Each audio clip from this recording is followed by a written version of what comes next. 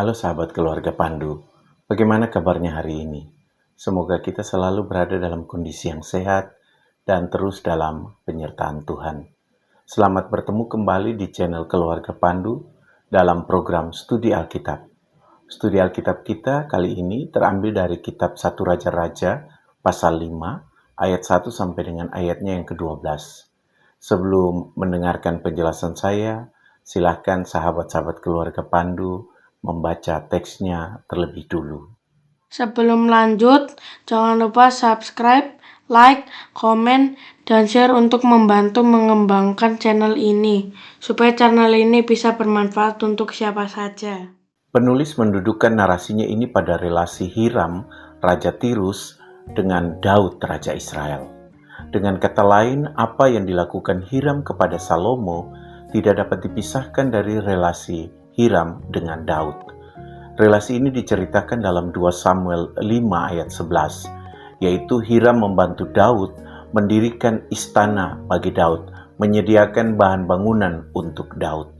Perbuatan Hiram atau juga disebut Huram kepada Daud disebutkan Salomo juga di dalam 2 Tawarik 2 ayat 3, ketika Salomo meminta bantuan Hiram untuk membangun rumah Tuhan. Teks Ibrani sebenarnya mengatakan bahwa Hiram selalu menunjukkan kasihnya kepada Daud, sementara TBLAI menerjemahkannya dengan Hiram senantiasa bersahabat dengan Daud. Kata Ibrani yang dipakai adalah Oheb dari Aheb, yang memang bisa diterjemahkan sebagai kasih seperti kepada teman. Berbeda dengan narasi dalam 2 Tawarik, menurut penulis 1 Raja-Raja, Hiramlah yang pertama kali menghubungi Salomo dengan mengutus pegawai-pegawainya ketika dia mendengar bahwa Salomo telah diurapi menjadi raja menggantikan Daud. Barulah setelah itu Salomo mengutus orang-orangnya untuk menemui Hiram. Tindakan Hiram ini dapat dipahami sebagai inisiatifnya untuk menjaga relasi yang telah dibangunnya sebelumnya dengan Daud. Melalui narasinya, penulis ingin memperlihatkan bahwa keberhasilan Salomo ditopang oleh 2 hal penting, yaitu relasi yang baik dengan manusia dan relasi yang baik dengan Tuhan.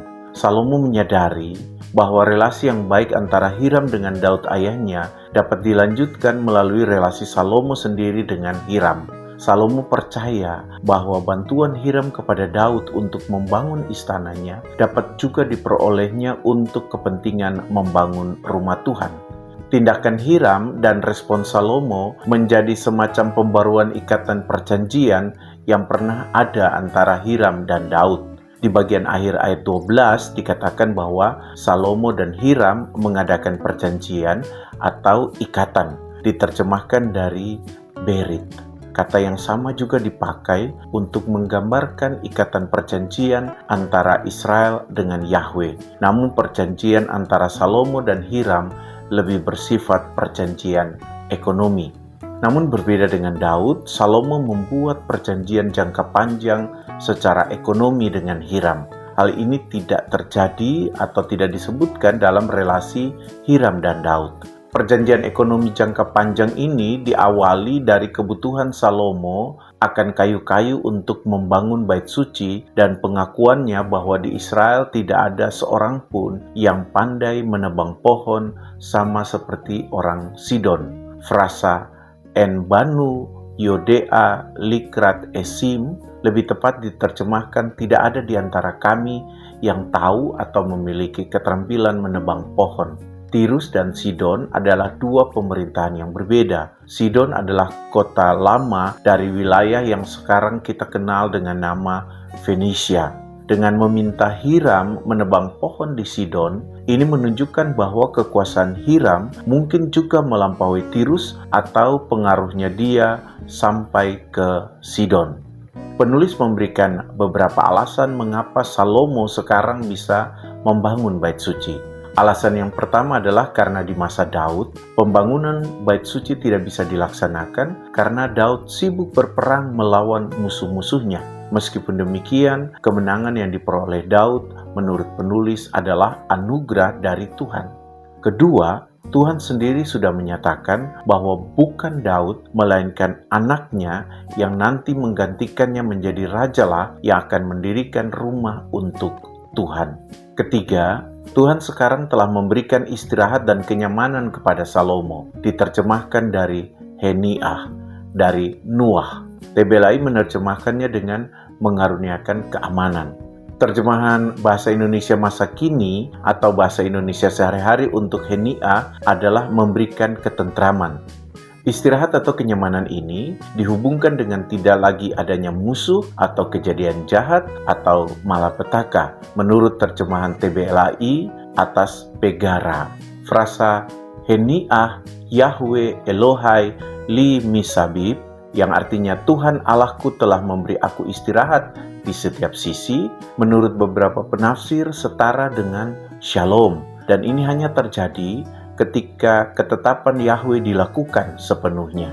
Yahweh telah memberi Salomo istirahat di segala sisi, dan inilah yang membuat dia mempunyai keinginan untuk membangun rumah Allah. Keputusan Salomo untuk membangun bait suci dan inisiatifnya meminta bantuan dari Hiram ditanggapi Hiram dengan berlutut memuji atau memuja Yahweh. Karena menurutnya Yahweh telah menganugerahkan anak yang bijaksana kepada Daud atas bangsa yang besar ini.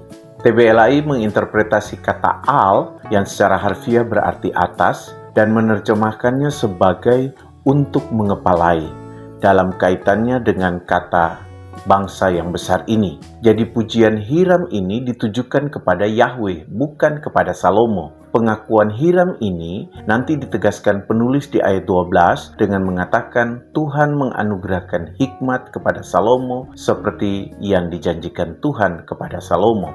Dengan mengatakan atas bangsa yang besar ini, Hiram juga menunjukkan pengakuannya terhadap keberadaan Israel sebagai bangsa yang besar. Kata harap dari Rab dapat berarti besar secara jumlah, tetapi juga bisa berarti hebat. Dalam pembaharuan ikatan ini, Salomo dan Hiram juga membuat kesepakatan untuk mereka berdua bersama jalankan. Kesepakatan pertama ialah hamba-hamba Salomo akan membantu hamba-hamba Hiram saat menebang pohon aras. Membantu di sini adalah interpretasi TBLAI terhadap kata yihyu dari haya, yang secara harfiah berarti ada atau menjadi. Yang ingin ditekankan adalah bahwa hamba-hamba Salomo juga ikut membantu hamba-hamba Hiram. Kesepakatan kedua, Salomo akan membayar upah hamba-hamba Hiram berapapun yang dimintanya. Kata membayar upah diterjemahkan dari kata eten, dari Nathan, yang mengandung makna memberi atau membayar upah. Jadi bukan dalam pengertian anugerah seperti di ayat 3, namun lebih dalam pengertian imbalan atas kerja seseorang. Kesepakatan ini sebenarnya menunjukkan bahwa kerja ini adalah kerja profesional atau menerima upah. Dengan mengatakan akan membayar berapapun yang diminta Hiram, ini menunjukkan bahwa Salomo menghargai kedudukan Hiram. Ikatan yang ada antara Daud dan Hiram tidak dimanfaatkan Salomo untuk keuntungannya sendiri.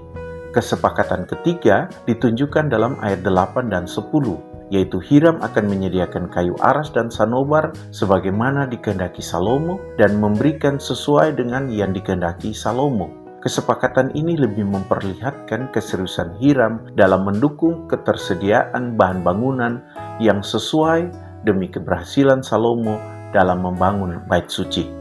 Kesepakatan ketiga ini juga didukung oleh sebuah prosedur kerja atau SOP yang jelas yang dibuat oleh Hiram sesuai dengan petunjuk dari Salomo. Kesepakatan keempat, Salomo akan menyediakan makanan bagi seisi istana Hiram selama tahun demi tahun, yaitu 20.000 kor gandum, bahan makanan bagi seisi istananya, dan 20 kor minyak tumbuk. Jadi ini adalah sebuah kesepakatan jangka panjang. Namun dalam kesepakatan keempat ini tidak disebutkan tentang bayaran untuk para hamba yang bekerja menebang kayu. Karena itu beberapa penafsir menduga bahwa ini adalah sebuah kerja paksa tanpa bayaran karena Hiram pada akhirnya hanya lebih memikirkan kepentingan istananya saja. Hamba-hamba Israel juga dalam ayat 13 disebut sebagai pekerja rodi yang berarti tanpa bayaran. Tapi kalaupun hamba-hamba Hiram dibayar, menurut beberapa penafsir, hamba-hamba Salomo tidak dibayar.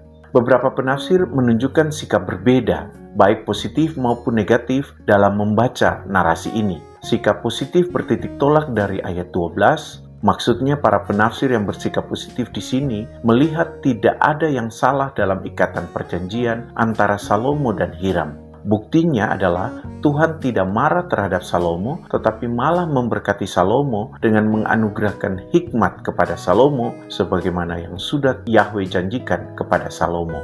Sikap Salomo juga dianggap positif karena dia berani mengakui kelemahan yang dimiliki bangsanya dan karena itu meminta bantuan Hiram yang juga dikatakan bersahabat dengan Daud.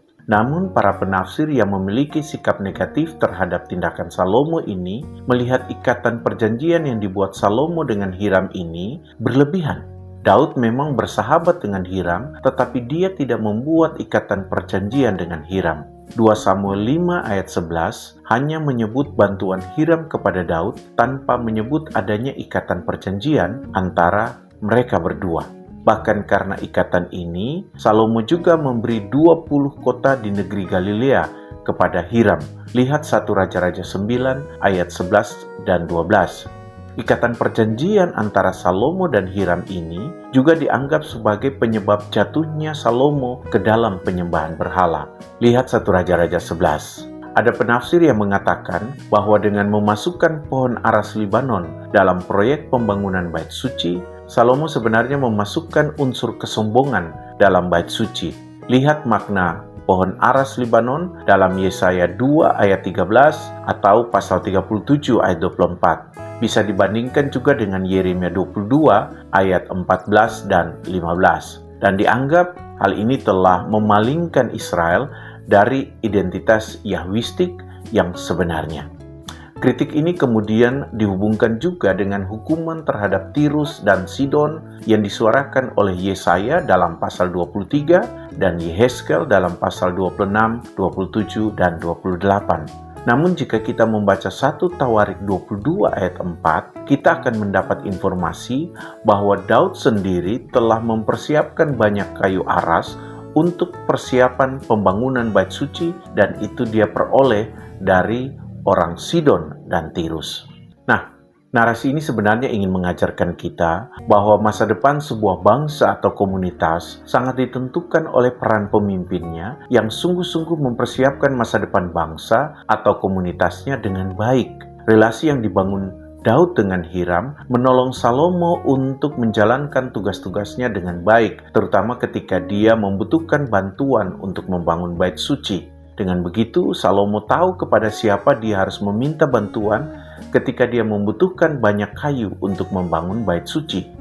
Gereja masa kini juga membutuhkan pemimpin-pemimpin dari masa ke masa yang mampu membangun relasi yang baik dengan siapa saja atau juga menjaga relasi yang baik yang pernah ada sehingga bisa menolong gereja menjalankan tugas dan panggilannya di tengah-tengah masyarakat atau di tengah-tengah bangsa dengan baik, baik untuk kepentingan gereja maupun secara umum untuk kepentingan masyarakat.